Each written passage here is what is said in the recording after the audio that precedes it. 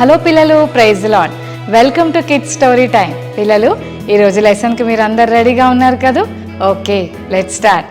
పిల్లలు, ఒక ఊర్లో ఒక పెద్ద రాజు ఉన్నాడు. పిల్లలు, రాజు అంటే చాలా రిచ్ కదా. పెద్ద సింహాసనం ఉంటుంది, కిరీటం ఉంటుంది, చాలామంది ప్రజలు అతని చుట్టూ ఉంటారు. చాలా గొప్ప అధికారం అతని దగ్గర ఉంటుంది కదా. రాజుగారు ఆ ఊరికి వస్తున్నాడంటే అందరు అలర్ట్ అయిపోయి ఆ ఊరంతా నీట్గా చేసేసి వచ్చిన వాళ్ళందరూ కూడా రాజుకు నమస్కారం పెట్టి రాజుగారు వస్తున్నారండోహో అని అనౌన్స్మెంట్లు చేసి ఆ వెల్కమే చాలా గ్రేట్గా ఉంటుంది కదా పిల్లలు. అయితే ఈ రాజు అనుకున్నాడు, ఈ రాజ్యంలో నేను బోల్డ్ అంత డబ్బును సంపాదించాను. మా బాబు చదువుకోవడానికి చాలా దూరం వెళ్ళాడు. మా బాబు తిరిగి వచ్చినప్పుడు వాళ్ళ డాడీ ఎంత రిచ్చో చూపించాలని నేను చాలా ఆశపడుతున్నాను అని వాళ్ళ కొడుకుకి తన గొప్పతనాన్ని చూపించాలని ఆశపడ్డాడు. పిల్లలు, ఒకరోజు వాళ్ళ బాబు చాలా దూరం నుండి వాళ్ళ ఇంటికి వచ్చినప్పుడు, నానా మీ డాడీ ఎంత రిచ్చో నేను నీకు చూపించాలని అనుకుంటున్నాను. ఎర్లీ మార్నింగ్ రెడీ అయిపో, మనం కలిసి చక్కగా మన దేశంలో ఉన్న ప్రజలందరి దగ్గరకు వెళ్ళి వాళ్ళ పరిస్థితులు చూసేసి వద్దామని చెప్పాడు. పిల్లలు, ఈ అన్న ఓకే డాడీ, తప్పకుండా మీతో వస్తాను, ఐఎమ్ సో హ్యాపీ అని చెప్పి ఎర్లీ మార్నింగ్ ఈ అన్నయ్య లేచి రెడీ అయిపోయాడు. బయలుదేరి వెళ్తుంటే ఆ దేశంలో ఉన్న ప్రతి ఊరికి తీసుకెళ్ళి ఆ ఊర్లో ఉన్న ప్రజలు ఎంత కష్టపడుతున్నారో వాళ్ళ పేదరికాన్ని వాళ్ళ పరిస్థితిని చూపిస్తే నేను ఎంత పెద్ద గ్రేట్ కింగ్నో, మేము ఎంత రిచ్చో అని మా బాబుకు అర్థమవుతుంది. చూసావా వాళ్ళు ఎంత కష్టపడుతున్నారో, అదిగో వాళ్ళని చూడు, పొలాల దగ్గర పంటలు పండిస్తూ కూరగాయలు పండిస్తూ ఉన్నారు. చూసావా, ఇప్పుడు ఈ ప్రజలందరినీ చూస్తున్నావు కదా, వీళ్ళందరూ ఎంతో పేదరికంలో నలిగిపోతుంటారు నాన్న అని చెప్పాడట. పిల్లలు, వాళ్ళందరినీ చూసేసి సాయంత్రానికి ఈ రాజు వాళ్ళ కొడుకు ఇద్దరు కలిసి కోటలోకి వచ్చారు. పిల్లలు, కోటలోకి రాగానే రాజు వాళ్ళ కొడుకుని పిలిచి అడుగుతున్నాడు, నానా ఈరోజు ఉదయం నుండి సాయంత్రం వరకు మన దేశంలో ఉన్న ప్రజలందరినీ గమనించావు కదా, ఇప్పటికైనా తెలిసిందా మనం ఎంత రిచ్చో? ఆ పేద ప్రజలు డబ్బులు లేక బోల్డ్ అని కష్టాలు పడుతున్నారు. మనకంత బాధపడాల్సిన అవసరం లేదు, మన దగ్గర బోల్డ్ అంత డబ్బు ఉంది, లగ్జరియస్గా లైఫ్ని గడిపేయచ్చు. మంచి పరుపు మీద హ్యాపీగా నువ్వు పడుకుంటే అన్నీ నీ దగ్గరికే వస్తాయి. నువ్వేమి కష్టపడి పంట పండించాల్సిన అవసరం లేదు, నువ్వు అడిగిందల్లా నీ ముందుకు వచ్చేస్తుంది నాన్న.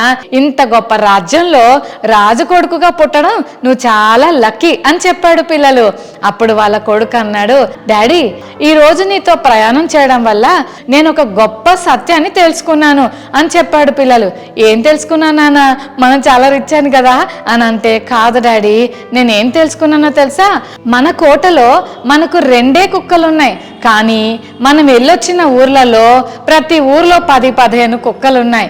అంతేకాదు డాడీ, మనమేమో చాలా కష్టపడి కూరగాయలు కొనుక్కుంటాం, వాళ్ళైతే కొనుక్కోవాల్సిన అవసరం లేదు, వాళ్ళ పంట వాళ్ళు పండించుకుంటున్నారు. అంతేకాదు మనమైతే పెద్ద కాంపౌండ్ వాల్స్ పెట్టుకొని సెక్యూరిటీ గార్డ్స్ని పెట్టుకున్నాం, వాళ్ళు అలా లేరు, నైబర్స్ తోటి చాలా ఫ్రెండ్లీగా ఉంటూ హ్యాపీగా బ్రతికేస్తున్నారు. మనకేమో వాటర్లో ఆడుకోవడానికి చిన్న స్విమ్మింగ్ పూల్ ఉంది కోటలో, కానీ వాళ్ళకి స్విమ్మింగ్ పూల్ కంటే చాలా పెద్ద నది ఉంది. ఇవన్నీ గమనిస్తుంటే డాడీ ఈరోజు నాకు ఒక గొప్ప సత్యం తెలిసింది, అదేంటంటే మనకంటే వాళ్ళే రిచ్ డాడీ అని చెప్పాడట. పిల్లలు, ఫైనల్గా వాళ్ళ ఫాదర్ కూడా ఈ సత్యాన్ని తను కూడా తెలుసుకున్నాడు. నిజమే కదా పిల్లలు, డబ్బు ఉంటే నేను చాలా రిచ్ అని అనుకుంటాం, కానీ డబ్బు కాదు పిల్లలు, మీనింగ్ఫుల్ లైఫ్ బ్రతుకుతూ అందరితో ప్రేమగా కలిసిమెలిసి ఉంటూ దేవుడిచ్చిన ప్రతి ఇవిని బట్టి హ్యాపీగా ఫీల్ అవటమే అంతకు మించిన ఆశీర్వాదం ఏముంది కదా. బైబిల్ గ్రంథంలో ఒక రాజు ఉన్నాడు, ఆ రాజు పేరు బెల్షస్సరు. ఇతను బబులోను దేశాన్ని రూల్ చేస్తూ ఉండేవాడు. అతని కంటే ముందొచ్చిన రాజు దేవుణ్ణి మహిమపరచకుండా ఇదంతా నా వల్లే వచ్చింది అన్నందుకు చాలా ఇబ్బందులు పడి అడవిలోకి వెళ్ళి గడ్డి తినాల్సిన పరిస్థితి వచ్చింది. తను తగ్గించుకున్న తర్వాత దేవుడు అతని లైఫ్ని బ్లెస్ చేశాడు. ఆయన చనిపోయిన తర్వాత నెక్స్ట్ నెక్స్ట్ కింగే ఈ బెల్షస్సారు. ఇంతకు ముందు జరిగినవన్నీ తెలిసి కూడా ఈ బెల్షస్సారు ఒక రోజు ఏం చేశాడో తెలుసా? 1000 మెంబర్స్ లీడర్స్ ని ఒక పెద్ద పార్టీకి పిలిచి ఆ పార్టీలో వాళ్ళందరూ ద్రాక్షారసాన్ని తాగటానికి యెరూషలేములో ఉన్న దేవుని మందిరంలో ఉన్న వస్తువులు తీసుకొచ్చి వాటిల్లో ద్రాక్షారసాన్ని పోసి అందరికీ తాగడానికి ఇచ్చాడు. పిల్లలు వాళ్ళందరూ అరే ఈ వస్తువులు ఎక్కడో తెలుసా? యెరూషలేములో ఉన్న దేవుని మందిరంలోంచి తెచ్చామరా అని దేవుని భయం కొంచెం కూడా లేకుండా ఎంతో పరిశుద్ధంగా జాగ్రత్తగా చూసుకుంటున్న దేవుని మందిరంలో ఉన్న ఆ పాత్రలు వెజల్స్ ను వీళ్ళు చాలా దుర్వినియోగం చేస్తూ పాపం చేయడానికి వాడినందుకు దేవునికి చాలా కోపం వచ్చింది. పిల్లలు నిజమే పిల్లలు, దేవుడు పరిశుద్ధతను కోరుతాడు. మనం హోలీగా ఉండాలనేది ఆయనకి ఇష్టం. కానీ మనం హోలీగా ఉండకుండా బ్యాడ్ పనులు చేస్తూ దేవునికి ఇష్టం లేని పనులు చేస్తూ చెడ్డ మాటలు మాట్లాడుతూ బూతు మాటలు మాట్లాడుతూ చెడ్డ వీడియోస్ చూస్తూ దొంగతనాలు చేస్తూ మమ్మీ డాడీకి చెప్పిన మాట వినకుండా తిరుగుబాటు చేస్తుంటే దేవునికి చాలా కోపం వస్తుంది. పిల్లలు మన ప్రవర్తనను బట్టి యేసయ్యని మనం ఎప్పుడూ బాధ పెట్టకూడదు, ఓకేనా? అయితే ఆ పార్టీలో అందరూ ద్రాక్షారసం తాగుతూ హ్యాపీగా ఎంజాయ్ చేస్తూ దేవుణ్ణి అవమానపరుస్తూ వేరే వేరే వాళ్ళను పొగుడుతూ ఉంటే సడన్ గా ఒక గోడ మీద ఒక చెయ్యి వచ్చి రాయటం మొదలుపెట్టింది. పిల్లలు ఒక్కటే చెయ్యి కనిపిస్తే మీరు ఎప్పుడైనా ధైర్యంగా చూసారా? ఎప్పుడైనా ఒకటే కాలు నడుస్తుంది అనుకోండి, అమ్మ బాబోయ్ మమ్మీ అంటారు కదా. నిజంగా జరగకపోయినా కలలో ఏమైనా బాడీ లేకుండా తలకాయ కనిపించింది అనుకోండి, లేకపోతే తలకాయ లేకుండా బాడీ నడుస్తుంది అనుకోండి, అర్ధరాత్రి నిద్రలు ఒక్కసారి లేచి మమ్మీ అని కేకలేస్తారు కదా, భయం వేస్తుంది కదా. పిల్లలు 1000 మెంబర్స్ పార్టీ చేసుకుంటే ఒక చెయ్యి మాత్రమే వచ్చి గోడ మీద రాస్తుంటే ఎవ్వరికి ఏం అర్థం కావట్లే. అందరి చేతుల్లో ఉన్న ఆ పాత్రలు వణికిపోతున్నాయి. రాజైన బెల్షస్సర్కు ఏం మాట్లాడాలో అర్థం కావట్లేదు. నడుము కాళ్ళు చేతులు అన్ని వణికిపోతున్నాయి. అలా చూస్తున్నాడు, పోనీ ఏమైనా రాసింది అర్థమవుతుందా అంటే ఏం అర్థం కావట్లేదు. అదేదో భాషలో రాశాడు. పిల్లలు ఎవరైనా ఇట్లా పిచ్చి గీతలు గీస్తే ఇదేంట్రా అని అంటాం కదా, అట్లాగే అనిపించింది బెల్షస్సర్కి. ఇదేంటి నాకు అర్థం కావట్లేదు, పిచ్చి గీతలు గీసినట్టుంది, కానీ ఏదో ఇంపార్టెంట్ విషయమే. ఇండివిజువల్ గా ఒకటే చెయ్యి వచ్చి గోడ మీద రాస్తుంది, బాబోయ్ ఏం జరుగుతుందో అని రాజు టెన్షన్ పడతా ఉన్నాడు. అక్కడున్న వాళ్ళందరూ కూడా బాబోయ్ నా లైఫ్లో ఎప్పుడూ చూడలేదు, ఒక్కటే చెయ్యి గోడ మీద రాస్తుంది అని అందరు కంగారు పడుతున్నారు. పిల్లలు మీరు ఎప్పుడన్నా చూసారా ఒక్కటే చెయ్యి గోడ మీద రాస్తుంటే? అమ్మో అసలు ఆలోచిస్తేనే భయం వేస్తుంది కదా. రాజుకైతే వణుకు పుట్టింది.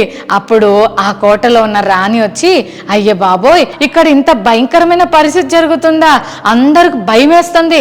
రాణికి రాజుకి కోటలో ఉన్న ప్రజలందరికీ భయం వేస్తుంటే అప్పుడు రాణి రాజుకు ఒక విషయం చెప్పింది. రాజా ఇది మనకు అర్థం కావట్లేదు, మన రాజ్యంలో ఉన్న జ్ఞానులు శాస్త్రులు పండితులు ఎవ్వరికి ఈ విషయం అర్థం కాదు. అయితే నాకు ఒక విషయం తెలుసు, నీకంటే ముందు వచ్చిన రాజులకు కలలు వచ్చినా కన్ఫ్యూజన్స్ వచ్చినా డానియల్ అని ఒక అతను ఉండేవాడు. అతను భలే చెప్తాడు, మనకు అర్థం కాని విషయాలు క్లియర్గా ఎక్స్ప్లెయిన్ చేస్తాడు. అర్జెంటుగా అతన్ని పిలిపించు, తప్పకుండా నీకు హెల్ప్ చేస్తాడని చెప్పింది. పిల్లలు రాజైన బెల్షస్సరు డానియల్ అంకుల్ని పిలిపించాడు.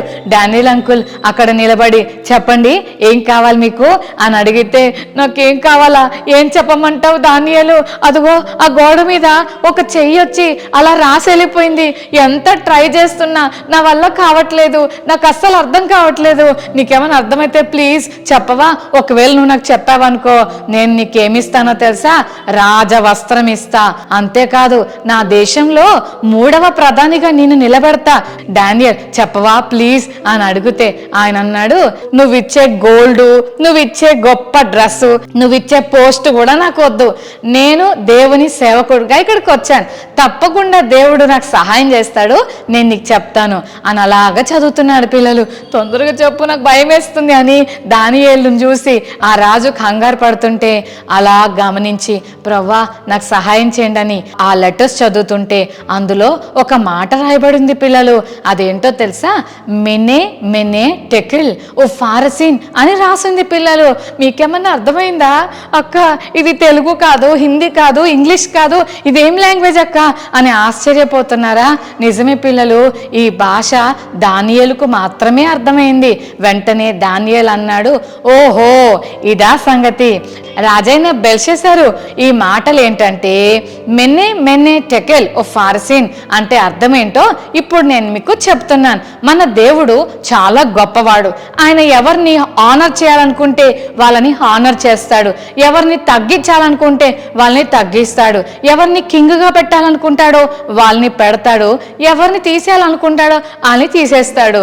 ఇప్పుడు నీకంటే ముందు వచ్చిన రాజు ఏ పరిస్థితిలో ఉన్నాడో, దేవుణ్ణి మహిమపరచనందుకు ఎంత కష్టాలు పడ్డాడో నీకు తెలుసు కదా.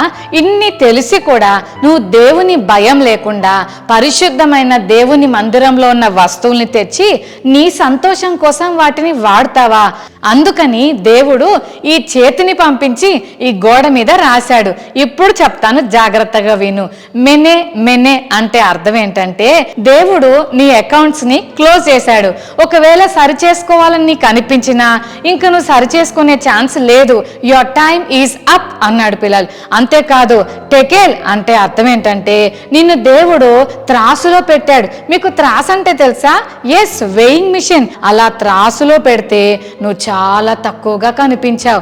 అంతేకాదు ఫారెస్ అంటే అర్థం ఏంటంటే నీకున్న రాజ్యాన్ని దేవుడు తీసుకెళ్ళి నీ శత్రువులకు ఇచ్చేస్తున్నాడు అని చెప్పాడు పిల్లలు.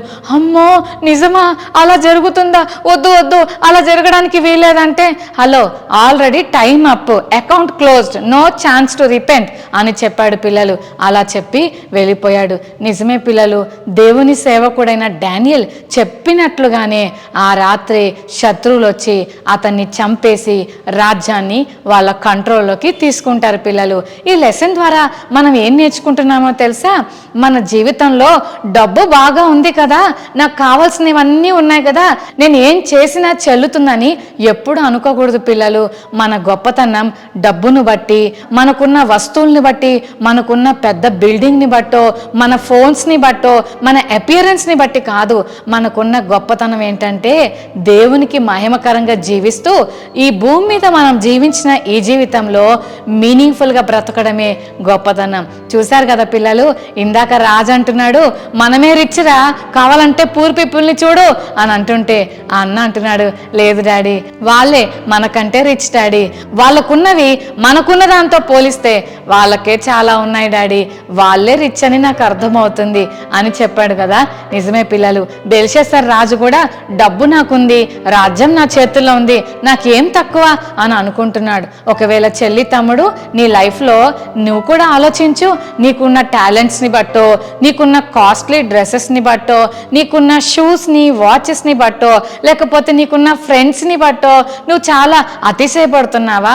గర్వంగా ఫీల్ అవుతున్నావా? అక్క నేను పాడినట్టు ఎవరు పాడలేరు అక్క, అక్క నాకు వచ్చినంత డాన్స్ ఎవరికి రాదక్క, నేను మ్యూజిక్ ప్లే చేసినట్టు ఎవరు చేయలేరు అక్క, నేనేంటనుకుంటున్నావా అక్క అని గర్వపడుతున్నావా? మా క్లాస్లో నేనే టాపర్నక్క అని అనుకుంటున్నావా? అక్క మా క్లాస్ మొత్తానికి నేను లీడర్ని, క్లాస్ అంతా నేనే మైండ్ చేస్తాను, మా టీచర్ ఏ పనైనా నాకు చెప్తుంది, మా క్లాస్లో నేను బెస్ట్ స్టూడెంట్ని అని అతిశయపడుతున్నావా? చెల్లి తమ్ముడు, దేవుడు నీకిచ్చిన వాటిని బట్టి అతిశయపడకూడదు, కానీ ఇచ్చిన దేవుణ్ణి బట్టి మనం అతిశయపడాలి. అంతేకాదు పిల్లలు, డబ్బుని బట్టి వస్తువుల్ని బట్టి మనకు గొప్పతనం రాదు, కానీ బ్రతికిన ఈ కొద్ది జీవితంలోనే నీ పాపాలు విడిచిపెట్టి యేసుని నీ హృదయంలోకి చేర్చుకొని యేసయ్య బిడ్డగా జీవిస్తూ బ్రతికిన ఈ జీవితం మీనింగ్ఫుల్గా బ్రతికితే తప్పకుండా నీవే గొప్ప వ్యక్తివి అవుతావు. ఓకేనా? మరి ఈ రోజు నుంచి ఈ లోకంలో ఉన్న వాటిని బట్టి గర్వించకుండా ప్రభువును బట్టి అతిశయిద్దామా పిల్లలు? రైట్, కళ్ళు మూసుకోండి, చిన్న ప్రార్థన చేసుకుందాం. ప్రేమగల తండ్రి, ఈరోజు కిడ్ స్టోరీ టైం ద్వారా మీరు మాతో మాట్లాడినందుకు వందనాలు. ప్రభువా, డబ్బు మమ్మల్ని గొప్పవారిగా చేయలేదని, ఈ లోకంలో నువ్వు మాకు ఇచ్చిన వాటిని బట్టి సంతృప్తిగా బ్రతుకుతూ అందరితో ప్రేమగా కలిసిమెలిసి ఉంటే అందులోనే ఆనందం ఉందని మీరు మాకు నేర్పించారు. అంతేకాదు ప్రభువా, రాజైన బెల్షస్సరు డబ్బును బట్టి చాలా గ్రేట్ అని అనుకున్నాడు, కానీ అయ్యా దానియేలు అన్న ఎంతో నమ్మకంగా నీ దగ్గర జీవిస్తూ అర్థవంతంగా బ్రతికాడు. డబ్బు బట్టి మేము గొప్పవాళ్ళం కాదని, మాకున్న ఈ జీవితంలో మేము రక్షణ పొంది నిన్ను మా హృదయంలోకి చేర్చుకొని నీ బిడ్డలుగా మేము జీవిస్తూ మాకున్న టాలెంట్స్ కంటే మా టాలెంట్స్ ఇచ్చిన నీవు గొప్పవాడమని, నిన్ను బట్టి మేము అతిశయించే కృప మా అందరికీ దయచేయమని, ఈ ప్రోగ్రామ్ని చూస్తున్న ప్రతి చెల్లి తమ్మును స్పెషల్గా దీవించమని యేసు నామమున వేడుకొని ప్రార్థిస్తున్నాం తండ్రి. ఆమేన్, ఆమేన్.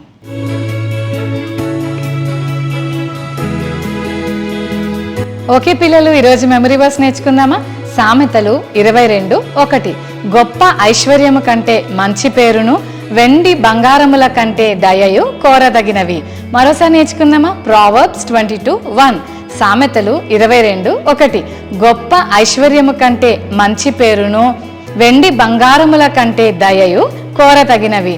సామెతలు 22:1. Okay children, God bless you.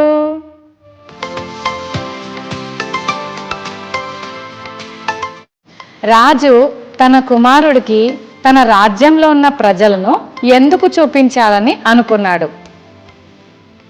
రాజ్యాన్ని చూసి వచ్చిన తర్వాత రాజకుమారుడు వాళ్ళ డాడీకి ఏమని చెప్పాడు? బెల్షస్సరు రాజు ద్రాక్ష రసం తాగడానికి ఏ వస్తువులను వాడాడు?